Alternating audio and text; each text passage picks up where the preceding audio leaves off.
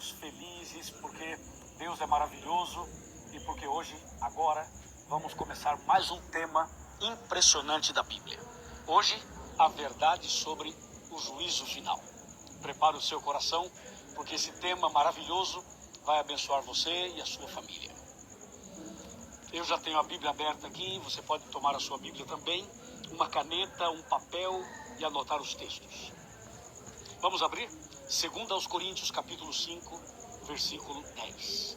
Está escrito: porque importa que todos nós compareçamos perante o tribunal de Cristo, para que cada um receba segundo o bem ou mal que tiver feito por meio do corpo. Veja que texto esclarecedor. Ele fala o seguinte, que um dia todas as pessoas serão levadas perante o tribunal de Cristo. E o texto aqui, ele fala assim, todos, essa expressão todos, essa palavra aqui, é uma palavra muito genérica, uma palavra muito no coletivo, muito no plural. Se nós transformarmos essa palavra no singular, você vai ver uma situação um pouco mais clara. Por exemplo, a Bíblia está dizendo que todo mundo vai estar perante o tribunal de Deus para ser julgado e para prestar contas. Mas vamos falar algo diferente para explicar melhor o texto. Por exemplo, eu estarei lá para prestar contas. Você estará lá.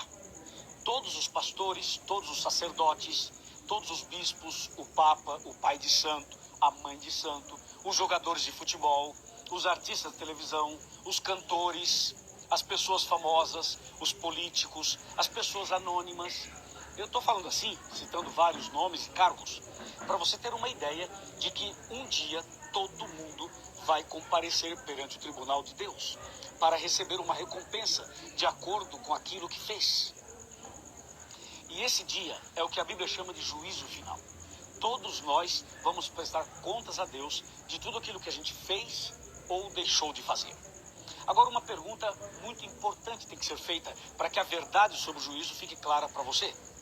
O juízo final ocorrerá quando? Ocorrerá antes, durante ou depois da volta de Jesus? Essa é a pergunta chave para você entender melhor o tema de hoje. Bem, o juízo final, de acordo com a Bíblia, está dividido em 3 fases. A primeira fase está acontecendo agora. A segunda fase ocorrerá durante o milênio. E a terceira fase ocorrerá depois do milênio. Então, fique atento. A primeira fase, que é agora, aparece em Apocalipse 14, versos 6 e 7. Quer ver? Apocalipse, capítulo 14, está bem aqui, versos 6 e 7, que diz: vi outro anjo voando pelo meio do céu, tendo um evangelho eterno para pregar aos que se assentam sobre a terra e a cada nação, tribo, língua e povo, dizendo em grande voz: temei a Deus e dai-lhe glória, pois é chegada a hora do seu juízo. Você ouviu? É chegada a hora do seu juízo. E adorai aquele que fez o céu e a terra e o mar e as fontes das águas.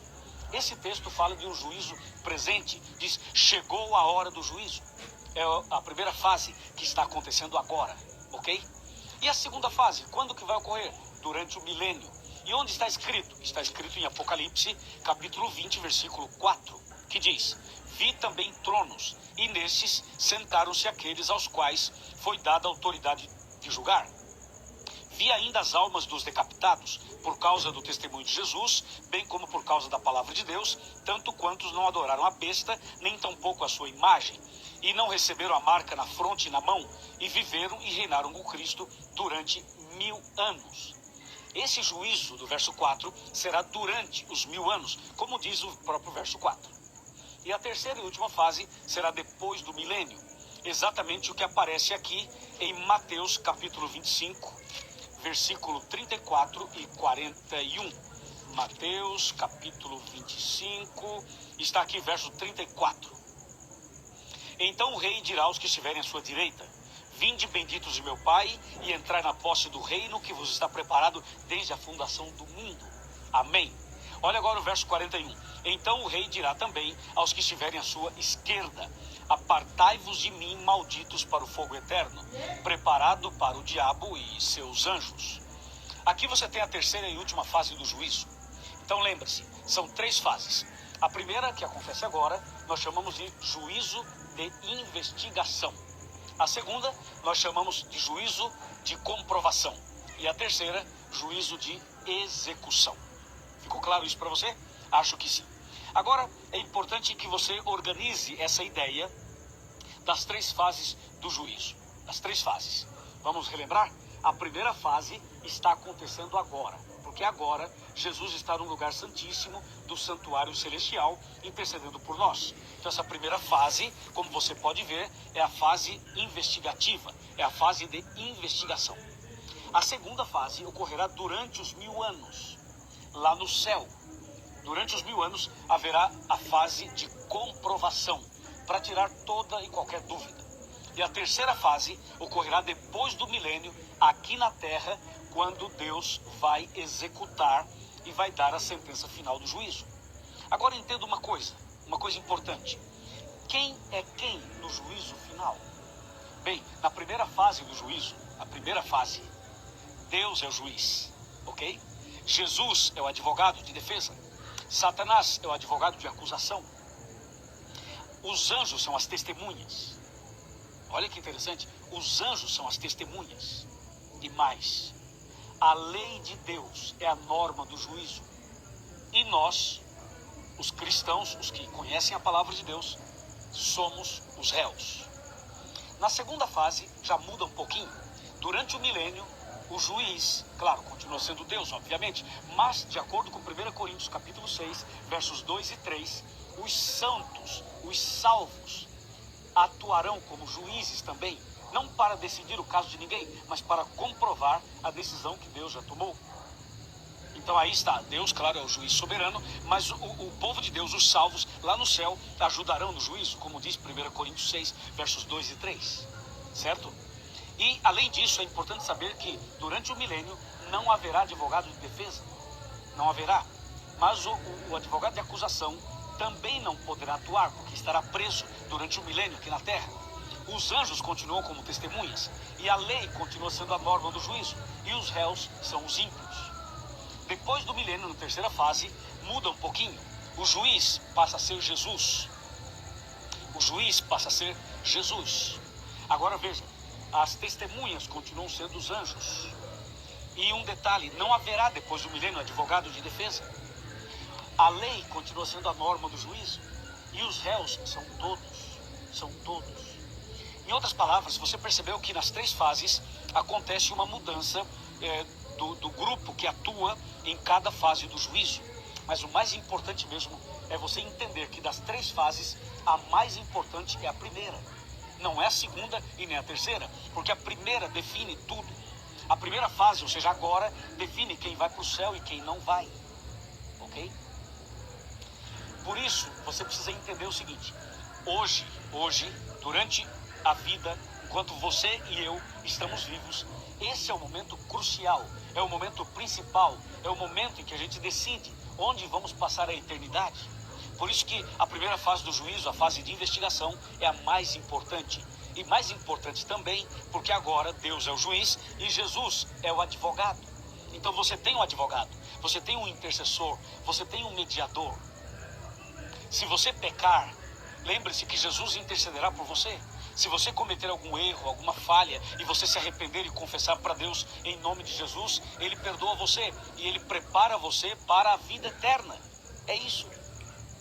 Por isso, a primeira fase do juízo é fundamental. Agora vem uma pergunta muito importante para que a verdade do juízo fique clara para você. A pergunta é, o que é que Deus vai considerar no juízo? O que é que Deus vai considerar no julgamento final? Eu quero chamar a sua atenção para Eclesiastes. O livro de Eclesiastes responde essa pergunta. Nós vamos abrir aqui, depois de Provérbios, aí nós temos o livro de Eclesiastes. Nós vamos abrir no capítulo 12 e vamos ler o versículo 14, 12 e 14. Diz assim, porque Deus há de trazer a juízo todas as obras, até as que estão escondidas, quer sejam boas, quer sejam más. Entendeu? Então, o que é que Deus vai julgar no juízo final? Ele vai julgar todas as obras, todas, as boas e as más, até aquelas que estão escondidas. Bem, qual tipo de obra a gente esconde? A boa ou a má? Com certeza, a má. Eu quero falar mais sobre esse assunto e por isso eu vou sentar aqui na minha cadeira e você já está aí sentado na sua casa e nós queremos conversar sobre isso. Vem mais perto, chega mais perto para a gente conversar sobre esse ponto importante, fundamental do estudo de hoje. Veja só, normalmente, quando a pessoa comete um pecado, a tendência dele é esconder o pecado. A tendência é ele fazer de uma maneira que ninguém perceba, que ninguém conheça, que ninguém veja. Inclusive a família, ou quem sabe os próprios superiores da igreja, o pastor, etc. Mas lembre-se de uma coisa, tudo que a gente faz pode ser escondido dos homens, mas não será oculto perante Deus. Então tudo que você já fez e tudo que você faz, através de obras, palavras e pensamentos, tudo isso será considerado o juízo final. Só tem uma coisa que poderá livrar você da perdição eterna. Só tem uma saída. E essa única saída é Cristo Jesus. O que é que tem que ser feito? Tem que ser feito assim. Você precisa estudar a Bíblia, como você já está fazendo agora. Precisa se arrepender dos pecados, confessar os pecados para Deus e pedir perdão em nome de Jesus. Aí Jesus vai interceder por você, porque Ele é o seu advogado. E depois que você confessar os pecados, então Deus perdoará você por causa dos méritos de Jesus. Aí você tem que ser batizado. Quando você for batizado nas águas por imersão, então todos os pecados serão eliminados. Você será perdoado de todos os pecados. E no dia do seu batismo, Deus registra o seu nome lá no céu, no livro da vida. E toda pessoa que tiver o nome no livro da vida é um candidato à vida eterna. Claro que o nome pode ser riscado no livro da vida também, daqueles que abandonam a fé e abandonam tudo. Mas para que o seu nome esteja lá, você precisa aceitar Jesus como Salvador, se arrepender dos pecados, confessar os pecados, abandoná-los, sepultá-los no batismo. Aí sim, o seu nome estará registrado lá. E a Bíblia diz que só poderá entrar no reino dos céus, só poderá entrar na vida eterna aquele cujo nome está no livro da vida. Apocalipse 21, verso 27. E aí, meu amigo, eu pergunto a você, o seu nome está no livro da vida? O nome da senhora está no livro da vida? Você já fez a sua entrega? Já tomou sua decisão? Ou está estudando a Bíblia aí há 10 anos e até agora nada? O que está faltando para você? Lembre-se, no juízo final, Deus é o juiz, mas Jesus é o seu advogado. E agora, Jesus intercede por você. Então aproveite o tempo da graça, o tempo da misericórdia. E vá a Jesus de coração aberto. Conte tudo para Ele, peça perdão para Ele. Ele vai perdoar você, vai te dar um novo coração. Você vai ser batizado. Nós queremos batizar você. Eu quero batizar você. Os meus colegas pastores querem batizar você. Queremos sepultar sua velha vida. E pela graça de Deus, você vai ser uma nova criatura. Amém? Você aceita o batismo? Você quer ser batizado? Quer o seu nome no livro da vida? Vamos ver, se você quer mesmo, então fica em pé. Vai, fica em pé aí na sua casa. Vamos, levanta, meu amigo. Levanta desse sofá, fica em pé agora e diz, pastor, eu quero ser batizado. Vamos, irmã. Ô, irmã Maria. Irmã Maria, vamos, levanta, minha filha. Levanta. É agora a hora da sua decisão. Ei, você que é jovem, você que se afastou da igreja, está afastado da igreja, agora é hora de você voltar, é hora de você recomeçar, é hora de nascer de novo. Ei, você que chegou agora do trabalho, está assistindo o DVD, está cansado, Jesus está chamando você. Estou falando com você, meu amigo, que é evangélico, você que é católico, você que é espírita, você que não crê em nenhuma dessas igrejas, você que está vendo esse DVD. Jesus quer escrever o seu nome no livro da vida. Você pode fazer isso, você pode decidir, é agora, vamos, é agora. Venha aqui perto da televisão, venha perto do seu aparelho, venha em nome de Jesus. Vai vir ou não vai vir? Hã? Vai ou não vai? Vem, rapaz, não fica aí pensando não, levanta em nome de Jesus e vem. Eu vou orar por você, Deus vai te abençoar, seu nome vai estar lá e você também vai estar lá no reino dos céus. Amém? Meus parabéns por essa linda decisão. Vamos orar. Querido Pai Celestial, obrigado pelo tema de hoje, obrigado por essa linda decisão. Eu entrego essa pessoa nas tuas mãos e que essa decisão seja verdadeira e permanente. Em nome de Jesus.